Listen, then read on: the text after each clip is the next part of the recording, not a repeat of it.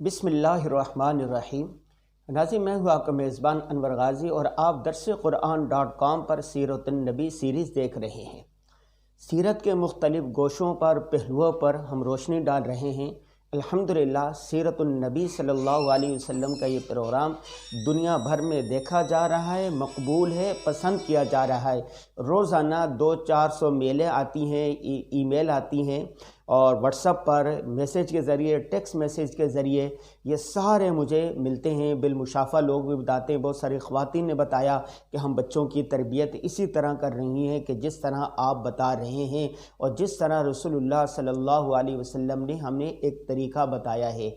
آج میں جس موضوع پر گفتگو کرنے جا رہا ہوں وہ یہ ہے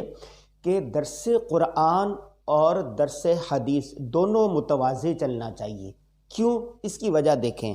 رسول اللہ صلی اللہ علیہ وسلم کے بارے میں حضرت عائشہ صدیقہ رضی اللہ تعالیٰ عنہ سے سوال کیا گیا کہ آپ کے خلق کیسے تھے؟ تو حضرت عائشہ صدیقہ رضی اللہ تعالیٰ نے جواب دیا کہ آپ کے اخلاق، آپ کے خلق قرآن مجید تھے۔ گویا رسول اللہ صلی اللہ علیہ وسلم قرآن پاک کی عملی تفسیر تھے۔ جس طرح قرآن پاک میں آیا ہے اس پر کس طرح عمل کرنا ہے، رسول اللہ صلی اللہ علیہ وسلم نے عمل کر کے دکھا دیا۔ مثال کے طور پر قرآن مجید میں آتا ہے کہ نماز پڑھو، اقیم الصلاۃ، نماز کو قائم کرو۔ نماز کا قیام کس طرح ہوگا، نماز سے پہلے وضو کس طرح کیا جائے گا،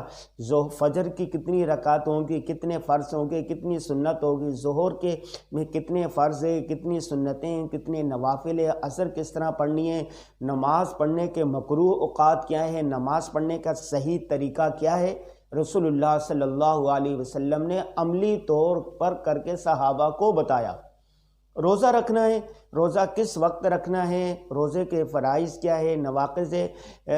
روزہ کیا چیزیں ہیں، کن چیزوں سے بچنا ہے، اور روزہ کس طرح رکھنا ہے، کس طرح افطار کرنا ہے، اس کے آداب کیا ہیں، اس کے مستحبات کیا ہیں، اس کا طریقہ کیا ہے، روزہ بچوں نے رکھنا ہے، بالغوں نے رکھنا ہے، بوڑھے پر ہے یا نہیں ہے، پورا ایک جامع طریقہ رسول اللہ صلی اللہ علیہ وسلم نے بتا دیا۔ زکوٰۃ ادا کرنی ہے، کس طرح کرنی ہے، زکوٰۃ لے کر اس کے مصارف کیا ہیں، قرآن پاک میں بتایا گیا انما الصدقات للفقراء والمساکین والعاملین علیہا والمؤلفۃ قلوبہم، یہ سارے 8 مصارف بیان کیے گئے۔ مؤلف قلوب کس کو کہیں گے، اس کا طریقہ کار کیا ہوگا، اس کا مصداق کون ہے، فقراء کا مصداق کون ہے، وابن السبیل کا مصداق کون ہے، یہ سارے کے سارے طریقے رسول اللہ صلی اللہ علیہ وسلم نے بتا دیے۔ حج کا ذکر آیا تو حج کس طرح کرنا ہے، حج کس پر فرض ہے، حج کے ارکان کیا ہے، حج کے لیے جو لازمی چیزیں ہیں وہ کیا ہے، وقوف عرفہ کس طرح کرنا ہے، وقوف مزدلفہ کیا ہے، شیطان کو کینکریاں کس طرح مانی ہیں، رسول اللہ صلی اللہ علیہ وسلم نے عملی طور پر بتا دیا، کر کے بتا دیا، حج کر کے بتا دیا کہ اس طرح آپ نے کرنا ہے۔ اسی طرح ایک بچہ ہے، بچہ جب پیدا ہو جائے تو اس کے کان میں اذان دینی ہے اور گھٹی دینی ہے، بچے کی پھر کیا تربیت کرنی ہے، کس طرح کرنی ہے، بڑا ہو جائے تو کیا کرنا ہے، بچے جب کتنے بڑے ہو جائیں، بچے اور بچیاں تو ان کے بستر الگ کر دینے ہیں، پھر ان کی تربیت کس طرح کرنی ہے، جوان ہو جائیں تو ان کی شادیاں کس طرح کرنی ہے، ان کو زندگی کس طرح گزارنی ہے، کاروبار کس طرح کرنا ہے، تجارت کس طرح کرنی ہے، رسول اللہ صلی اللہ علیہ وسلم نے تجارت کر کے بتا دی کہ اس طرح تجارت کرنی ہے۔ کون سا عمل ہے، کون سا کام ہے جو رسول اللہ صلی اللہ علیہ وسلم نے نہیں کیا، شادی کرنی ہے تو کس طرح رسول اللہ صلی اللہ علیہ وسلم نے بتا دیا، بادشاہوں کے ساتھ، حکمرانوں کے ساتھ تعلق رکھنے ہیں تو اس کے حدود و قیود کیا ہوں گے، کافروں کے ساتھ اگر معاہدے کرنے ہیں تو ان کے حدود و قیود کیا ہوں گے، ریاست قائم کرنی ہے، ریاست کس طرح قائم کی جائے گی، اس کے ستون کیا ہوں گے، اس میں اہمیت کس طرح ہوگی، عدل و انصاف کس طرح ہوگے، ریاست کس طرح چلے گی۔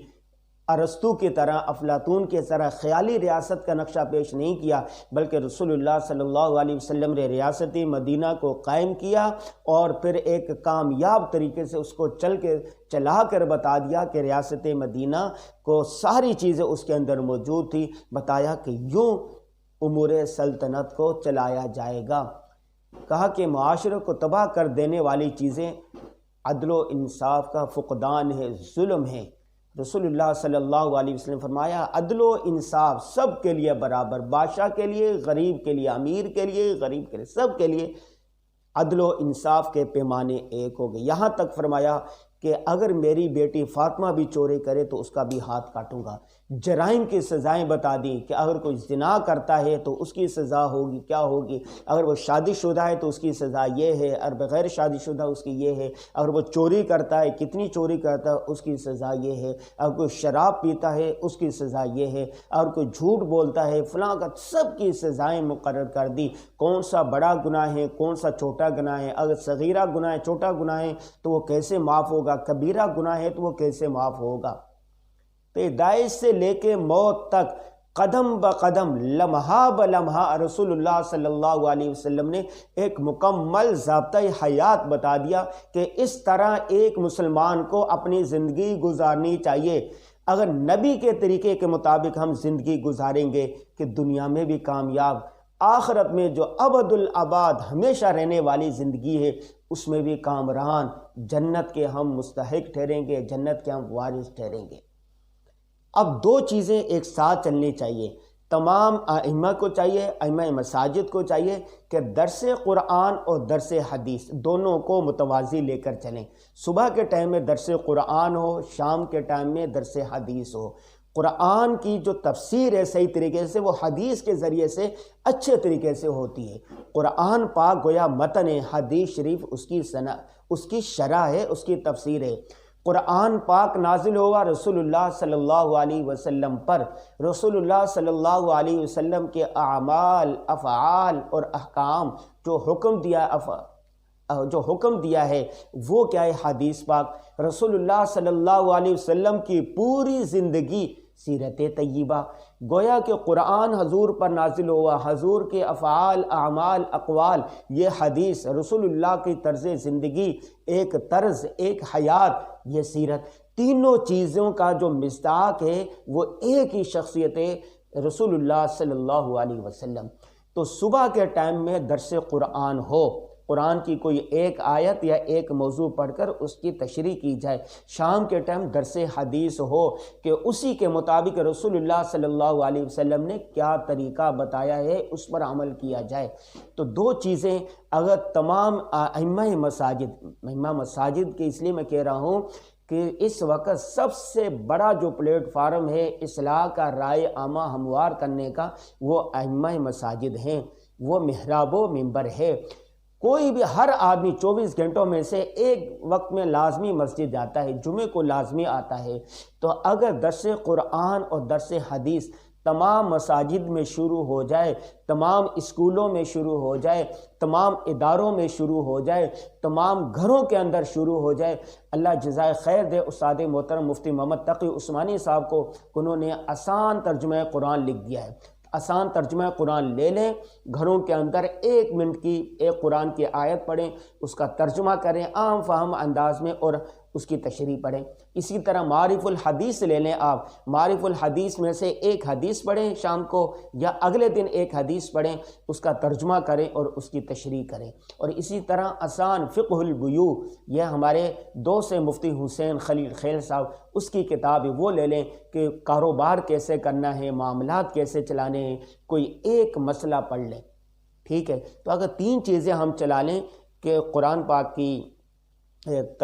پاک کا ترجمہ اور تشریح، حدیث پاک کا ترجمہ اور تشریح، اور فقہ البیوع اور فقہ سے متعلق جو معاملات سے متعلق، کاروبار سے متعلق کوئی ایک مسئلہ سیکھ لیں، تو اس سے ہماری سب کی زندگیاں نبی صلی اللہ علیہ وسلم کے طریقے کے مطابق آ جائیں گی، ہمارا معاشرہ ایک اچھا معاشرہ بن جائے گا، ایک کامیاب معاشرہ بن جائے گا، یہاں پر امن و سکون آئے گا، یہاں پر اطمینان آئے گا، شرح کے جرائم کی جو شرح ہے وہ کم ہو جائے گی اور آہستہ آہستہ ختم ہو جائے گی، نیکیاں بڑھیں گی، برائیاں کم ہو جائیں گی۔ جس معاشرے میں نیکیاں بڑھیں گی، اس معاشرے میں خرابیاں اور جرائم آہستہ آہستہ خود بخود ختم ہو جائیں گے۔ تو اصلاح معاشرے کا طریقہ یہی ہے کہ دروس قرآن ہو، درس حدیث ہو، درس قرآن اور درس حدیث کے حلقے لگیں، اصلاحی بیانات ہوں۔ فرد کی اصلاح اصل چیز ہے۔ جب ہر شخص کہے گا کہ مجھے سچ بولنا ہے، مجھے سنت کے مطابق چلنا ہے، مجھے کاروبار سنت کے مطابق چلنا ہے، مجھے قرآن و سنت کے مطابق ہر معاملے کو اسی طرح کرنا ہے جیسے اللہ رسول نے حکم دیا ہے، تو افراد صحیح ہو جائیں گے، گھرانہ صحیح ہو جائے گا، آپ کی گلی صحیح ہو جائے گی، آپ کا محلہ صحیح ہو جائے گا، آپ کا معاشرہ صحیح ہو جائے گا، اور اس طرح انشاءاللہ ایک سنت کا نبوی طریقے کا ایک انقلاب آئے گا، اور یہ معاشرہ خوشحال ہوگا، اچھا ہوگا، اسلامی معاشرہ ہوگا۔ ہم دینی اعتبار سے بھی کامیاب ہو جائیں گے، ہم دنیاوی اعتبار سے بھی کامیاب ہو جائیں گے۔ اللہ تعالی ہمیں ربنا آتنا فی الدنیا حسنہ وفی الآخرۃ حسنہ، اللہ تعالی ہماری دنیا کو بھی اچھا کر دیں گے اور ہماری آخرت کو بھی اچھا کر دیں گے۔ یہی تو ایک مومن کی کامیابی ہے۔ تو آج سے ہم نے کوشش کرنی ہے کہ درس قرآن کے حلقے لگائیں، درس حدیث کے حلقے لگائیں، ہر شخص سیرت النبی صلی اللہ علیہ وسلم پر عمل کرنے والا بن جائے۔ تو آج کا پیغام یہی ہے، آج کے درس کا پیغام یہی ہے، سیرت النبی کا پیغام یہی ہے کہ آپ نے اپنی 24 گھنٹوں کی زندگی نبی صلی اللہ علیہ وسلم کے طریقے کے مطابق گزارنی ہے۔ نبی کے راستے، سنت کے راستے، یہی جنت کے راستے ہیں۔